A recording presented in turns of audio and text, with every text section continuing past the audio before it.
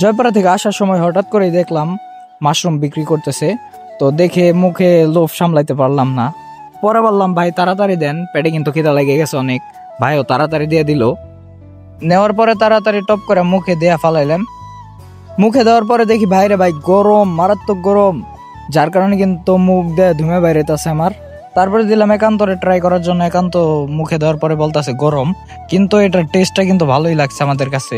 আপনারা চাইলেই আসতে পারেন এই মাশরুমটি ট্রাই করার জন্য। এটার লোকেশনটা হচ্ছে জয়পাড়া থানার সামনেই এই দোকানটা বসে।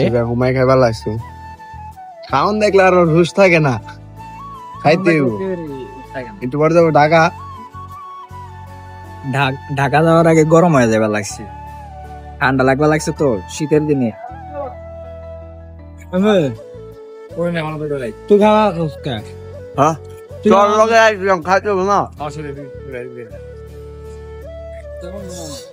খাওয়ান যেখানে আছে আমরা সেখানে, খাওয়ান নাই যেখানে আমরা নাই সেখানে।